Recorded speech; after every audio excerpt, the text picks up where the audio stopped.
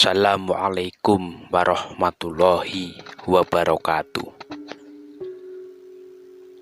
Dasar-dasar ilmu tasawuf dalam Al-Quran.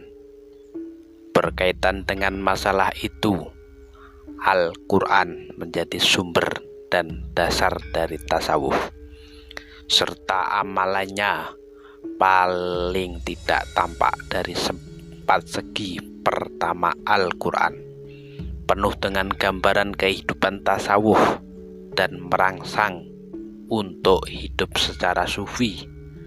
Kedua, Al-Quran merupakan sumber dari konsep-konsep yang berkembang dalam dunia tasawuf.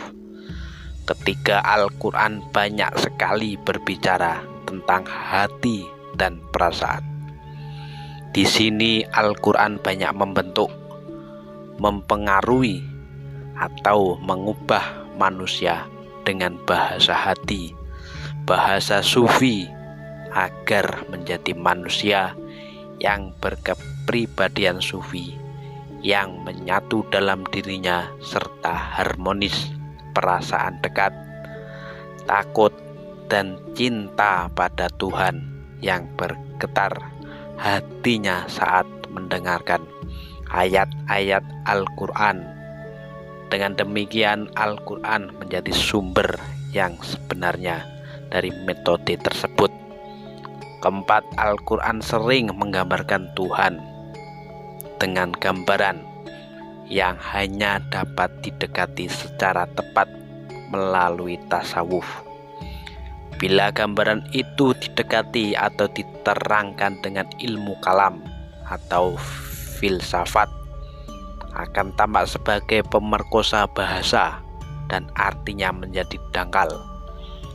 Pada hakikatnya, seorang ahli tasawuf Islami itu akan tunduk pada agamanya, melaksanakan ibadah-ibadah yang diperintahkan.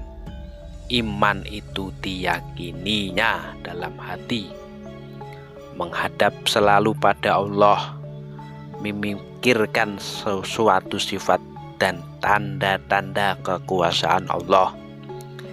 Imam Sahal Tusturi, seorang ahli tasawuf, telah mengemukakan tentang prinsip tasawuf ada 6 macam. 1. Berpedoman kepada kitab Allah, yaitu Al-Quran. 2. Mengikuti sunnah Rasulullah, yaitu hadis. 3. Makan makanan yang halal. 4. Tidak menyakiti manusia, termasuk binatang. 5. Menjatuhkan diri dari dosa. 6. Melaksanakan ketetapan hukum, yaitu segala peraturan agama Islam. Adapun pandangan Imam Syafi'i tentang tasawuf: 1. Jalan kepada Allah itu harus dimengerti dahulu tentang ilmu syariat.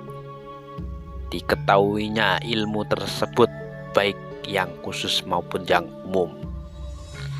Memiliki keahlian dalam bidang bahasa Arab, serta ahli tasawuf harus sebagai seorang ahli fikih.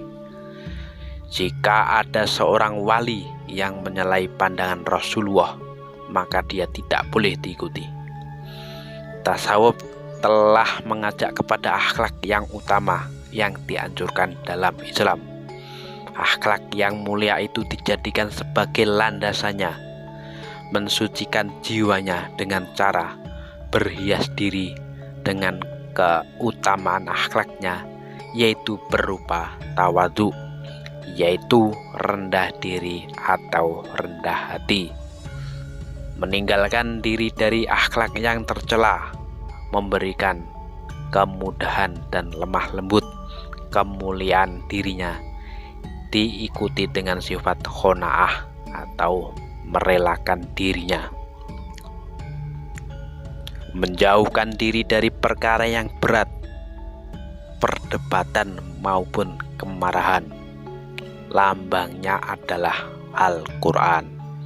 Hidup sufi menurut Al-Quran bersifat seimbang dan harmonis. Hidup untuk akhirat, tidak melupakan dunia, tapi tidak tenggelam di dalamnya.